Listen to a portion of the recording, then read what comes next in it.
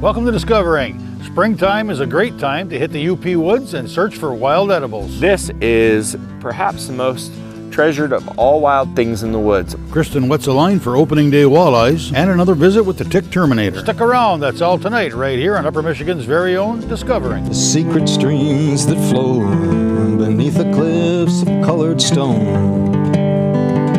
Forest thick and healthy with birch and pine and oak. Surrounded by the greatest lakes this world has ever known. The black bear's awesome presence as he roams the hills and fields.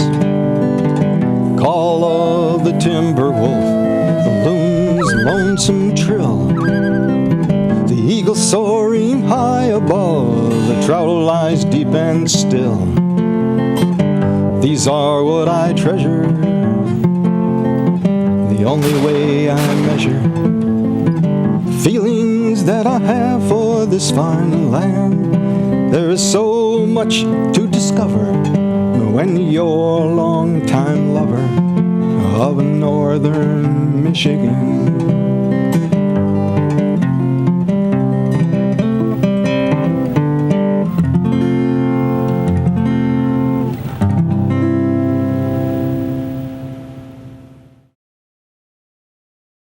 Need I say more? So it's springtime, which means morel season.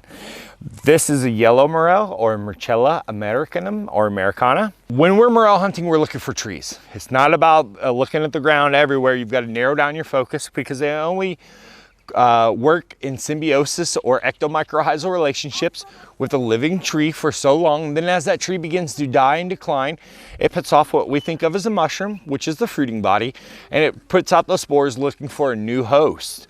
Now this is an ash tree. It's starting to show a little bit of decline, but not a whole lot. And that's good because the first few years it's in decline, it's when it puts off the most. You will find them around dead trees or trees that have a lot of the bark falling off. But generally speaking, the first year or two, whenever it begins to shed its bark, or before that even, is when you get the most off of them. There are many hosts that morels, whether it's black or the yellow morel. There are many different hosts for them. For the black morels, white pines, black cherry, popple is a very big one.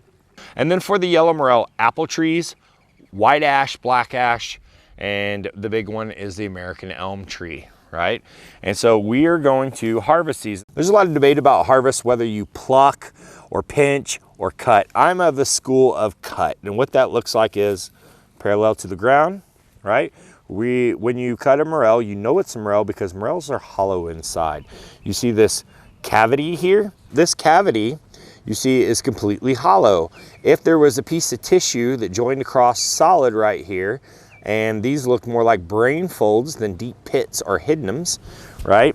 It would be a different kind of mushroom, obviously, and it would be either the Verpa bohemica, Verpa conica, or if it looked like a brainy mass, that's Gyrometra esculenta. Some people mistakenly refer to those as the beefsteak mushroom, which is actually a different kind of mushroom. Beefsteaks are red and they cut and bleed, and they grow on oak trees in particular. But this is perhaps the most treasured of all wild things in the woods. If you weren't aware of this, more people search for morels every year in the forest than hunt turkeys, which I think is an absolutely awesome thing. So head out to Upper Stop and see what you can find, eh?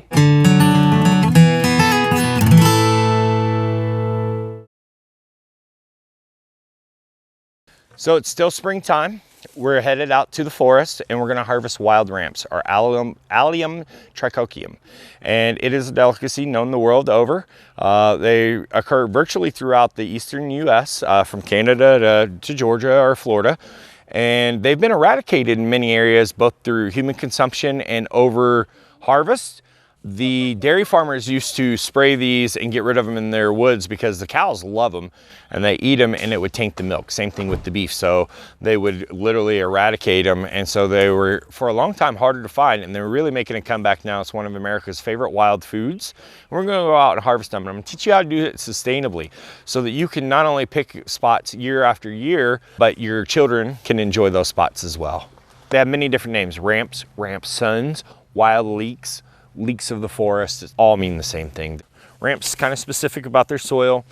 They like nice loamy soil, much like maple and oak and a lot of elms and ash, etc. We're gonna harvest the bigger, fatter ones in particular. Some of these are starting to put off their flower spikes, which you can come back later in summer in a couple weeks and collect the seeds from these and propagate them yourself if you chose to. You will need to freeze or vernalize them first. They need to go through a cold period before the seeds become viable. So what I'm doing is just kind of clearing the debris so I don't have any sticks or anything in here, and I'm not chopping any. That's one of the bigger parts of what I'm doing. I don't want to actually cut any. But I'm gonna come out, maybe a shovel width. This is my little favorite shovel to use in the woods. Then I'm gonna try to work my way underneath of it. And here we have beautiful wild ramp. So this is harvested bulb and all, which is a way to harvest it. Every bit of this is edible with the exception of the flower spike. These leaves taste like a garlic mustard green with a sweet onion bite. The bulb has a very sweet onion meets mild shallot, so it has a hint of garlic, but it has a very pronounced sweetness thing going on. It's a delicacy that is very hard to describe, and I personally prefer this to every other onion. What's awesome about these guys is you can harvest them, preserve them easily for later, simply by taking this bulb and putting it in your freezer. It's that easy, right? Or you can saute them, same thing with the greens. You can make a delicious pesto out of these that's second to none. You can make an amazing sriracha or hot sauce out of them too, and there's great recipes online for that. One of the overlooked parts of this plant is the roots. The roots of all onions and garlic are actually edible, and they're delicious. One of my favorite things to do is make deviled eggs, and then I take those roots and I just make like a little nest on top, and it looks cool, but it has a pronounced delicious bite. And once people realize that the root's edible too, you realize you've been maybe throwing away the best part for a long time. So this is a way to harvest these, which is to dig them. There are other ways to harvest them. You don't have to take the bulb or all of the bulb. So what I'm gonna do is I'm gonna grab a pocket knife and I'm gonna show you an alternative way to do this, and this is much more sustainable. Number one, find a nice plant with good greens, right? And simply cut it off. This is absolutely delicious. There's plenty of onion flavor in there. Every bit of this is delicious with the exception of the flower spike. This is perfectly acceptable to harvest, right? An alternative is, now I'm gonna get another one and I'm gonna cut it below the soil line. I'm gonna take off a portion of it and leave a portion of the bulb to grow back for next year. This is fairly common practice as well. I like to dig them bulb and all because if they don't sell, I replant them. I replant them in the wine cap beds we make on our farm. After they've done their initial compost down, I put them in there, and now that's basically a beautiful garden bed with this crop planted in it. And I do a 5-year cycle where I only hit one spot every 5 years, and I let it grow, and it's very sustainable. You could do it as frequently as every year if you were highly selective. One of my favorite ways to do it sustainably is I'm gonna dig this big patch, and all the little ones that I pull out, I'm gonna stick right back in there.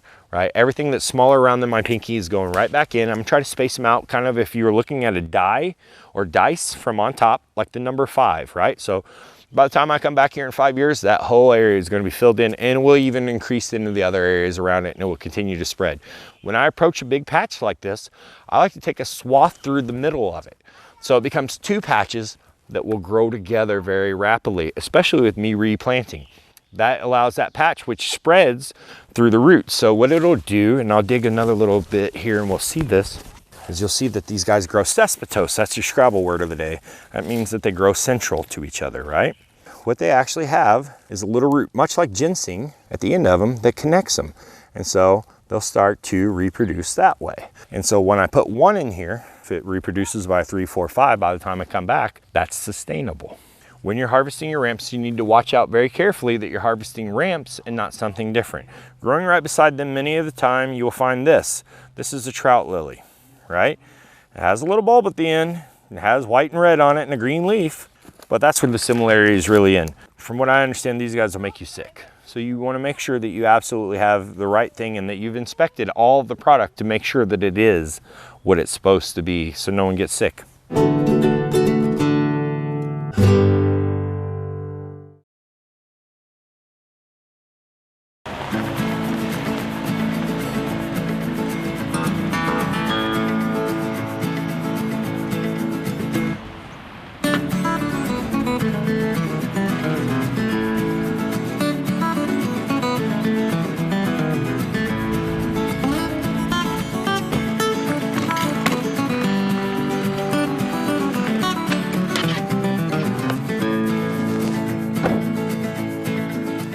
It's Friday, May 15th, and it's opening day of walleye season, so wish me luck.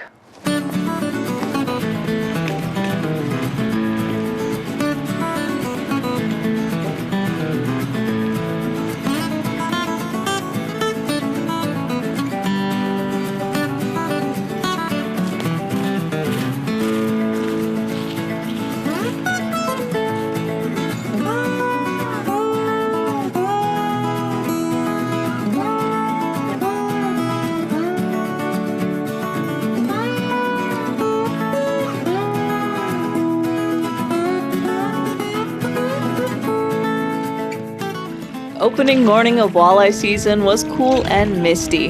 It could have been worse. It could have been snowing. I set up on a little beach all to myself. Walleye fishing from the shore here at Bond is a hurry up and wait game. So I brought along an ice fishing rod holder, grabbed some rocks, and propped up my fishing pole. In lieu of a bobber, I brought a can. I placed that can a foot or so away from the reel, left the barrel of the reel open, and strung my line around the can tab. I also figured out if it's windy to put a little water in the can to keep the wind from knocking it over and getting you excited over nothing. As soon as you see or hear that can tip over, fish on. I'm fishing at the Bond Falls flowage, known to us locals as just Bond, next to the dam. While I sit here and wait for a fish to bite, here's a tour of Bond Falls in the springtime.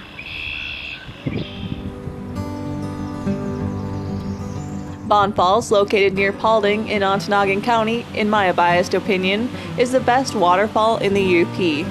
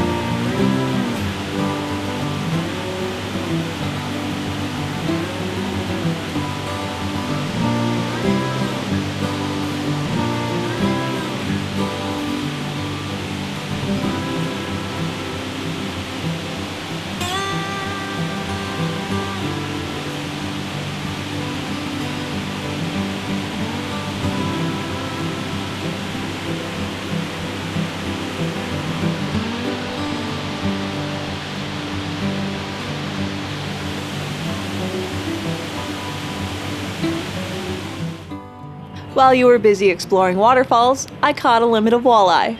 Just kidding, I didn't even get a bite. So I moved around the corner and found a little cove that looked like a good place for fish and snags.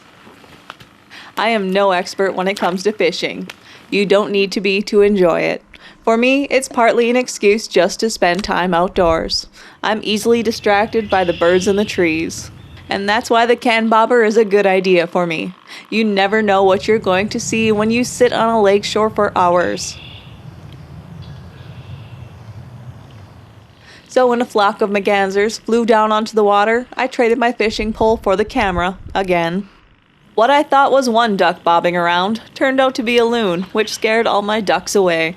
Another loon popped up from out of nowhere, and they led me around the corner, to which I decided looked like an even better fishing hole. Complete with a built-in rod holder. For some reason I skipped the can bobber this time. I didn't get that thing in action for you, but trust me, it works. I wasn't there long and my line started moving out.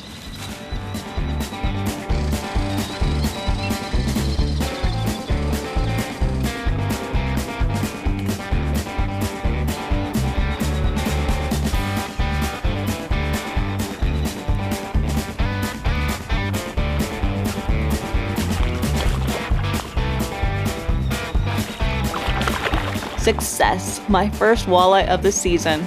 16 inches, that's a keeper and a good eater. So I stuck around for a little longer in hopes of catching another one for lunch, but No luck. There was only one fish in that hole, and I caught him.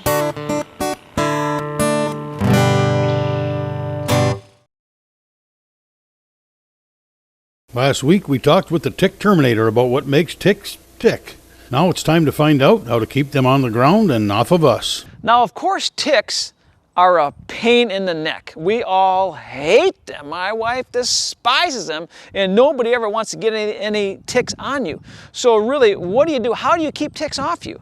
Well, there's one product that's been around for almost 30 some years. The military's been using it for almost 30 years. We've had it for almost 20 years as civilians, and the product is called Permethrin.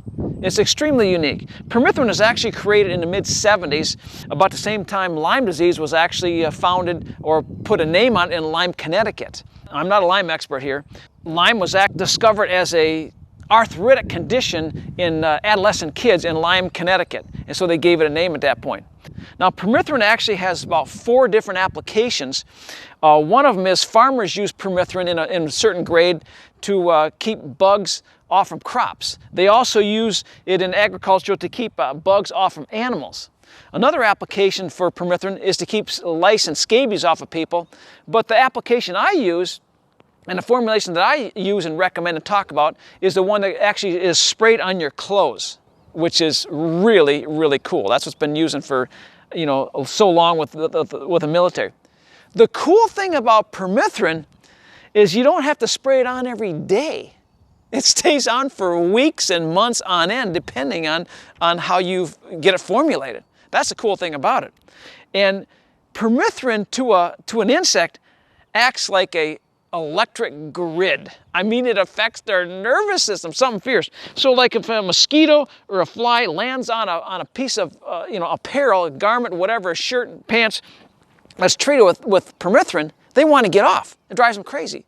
Now, ticks, of course, are crawlers, so they're going to start crawling up on the bottom here, and it's driving them nuts because they can't get off. And a lot of times they will die and then fall off because the Permethrin affects them so much. It doesn't hurt us at all.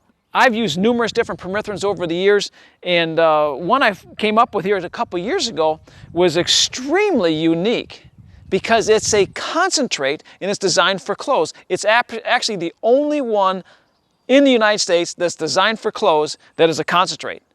So what that does is it puts you in charge of how long you want to last on your clothes.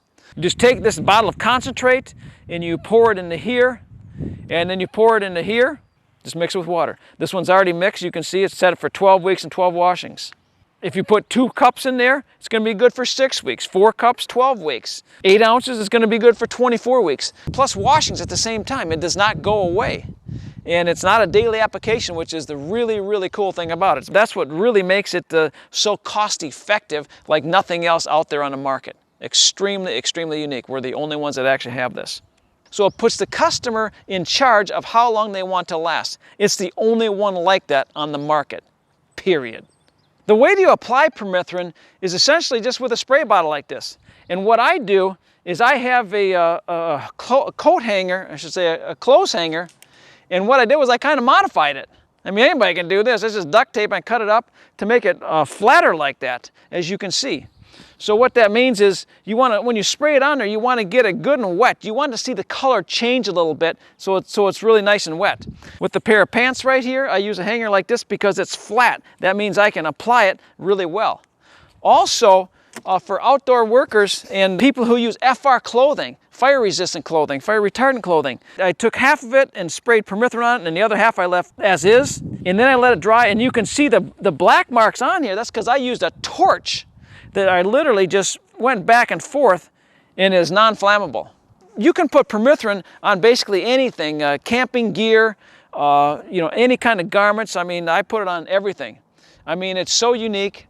I even made up a poem about it. I hate them little suckers. I want to terminate them all. So I do it with Permethrin and love to watch them fall. From head to toe, I spray the stuff. My shoes, socks, clothes, and hats, because it works on more than ticks, like skeeters, chiggers, and even gnats. So I ask you, if you're listening, to keep away from Lyme, get started with Permethrin, and now's the perfect time. Well, that's it for this week. Thanks for watching, and I hope to see you next week right here on Upper Michigan's very own Discovering.